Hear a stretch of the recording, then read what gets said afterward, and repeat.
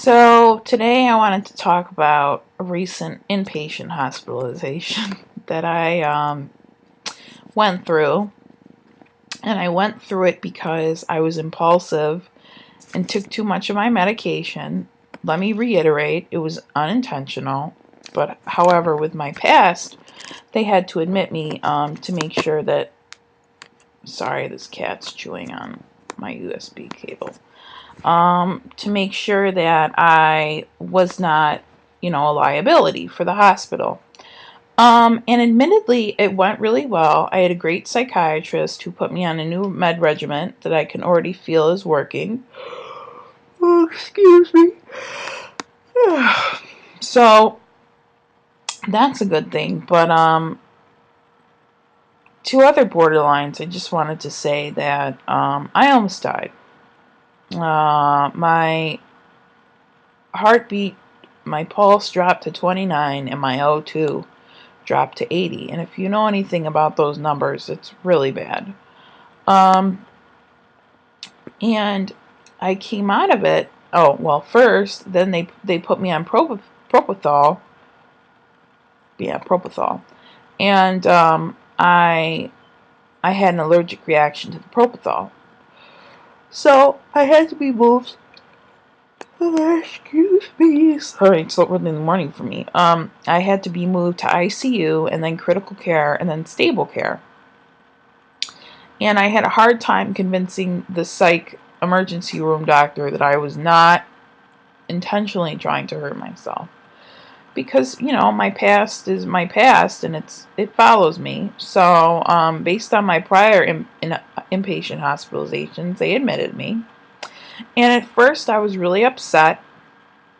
I felt anxious. I felt antsy. I don't like being confined. But after a few days, I figured I should make the best of this because my life is chaotic. I have responsibilities, yes, but I can put them on hold because, I have a valid excuse. It was just like a nice reprieve from my maniac life. And it really got my head in the right place.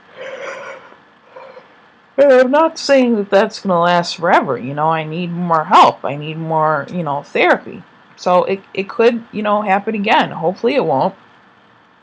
But I'm fairly unpredictable. Um, so yeah, I just wanted to say that to my borderline friends. I did something really impulsive and reckless, and it cost me 12 days in the hospital. And I don't know that it was really worth it. I mean, I enjoyed being on the psych unit because again, I was safe. I could just relax, and I didn't have to worry about the outside world because I had a valid excuse. But it still made me a little anxious. But I left there feeling a lot better than I did when I went in. I've just been going through a slump of really wanting to die. Um, and that's dangerous. 10% of borderlines kill themselves. So when a borderline says something and does something that could resemble suicide, I mean, they're going to put you in the psych ward. And that's not always a bad thing. Um, Sometimes you need it. Sometimes you need to be, you need that structure, that relaxation that it affords you. You need to know that the outside world can stop for a little while and you have a valid excuse. So if you have a job or you have school, I mean, get them to write you a letter on hospital letterhead, or have your doctor sign on a script that you were hospitalized from such and such date, and it should work out. So I mean, an employer can't fire you for a mental health crisis. At least I don't think so. And your credit card's not going to be charged late fees if they know you're in the hospital. So sometimes, if you feel yourself losing control, the best thing to do is go to the hospital. No, it's not fun being confined. No, it's not fun being told what to do. But what is relaxing about it is that you don't have to do this on your own for the for the days you're there. You just it's like your world stops and sometimes it needs to stop. And I think a lot of borderlines have trouble with that. They have anxiety issues, and they don't want to be there, but it's okay to be there. Because if you look at it from the positive side, your chaotic world, you can cut yourself off from that, and you can find a little bit of freedom in those 6 days that you're there. You can really work on yourself, and if you have a damn good psychiatrist while you're there, it'll be good for you. I'm lucky because I had a good psychiatrist. He changed my med regimen like that, and it's been great. He put me on lithium, he put me on Veritol, he put me on Abilify. Oh, sorry. He's weaning me off my Paxil. It's been very it was very good for me, and I think that if you're at the breaking point, it can be very good for you, because life just stops. It just stops for those 6 days. All the reasons why you wanted to kill yourself, they stop. You are there for you, and you can return to that bullshit you're dealing with a little bit stronger. But don't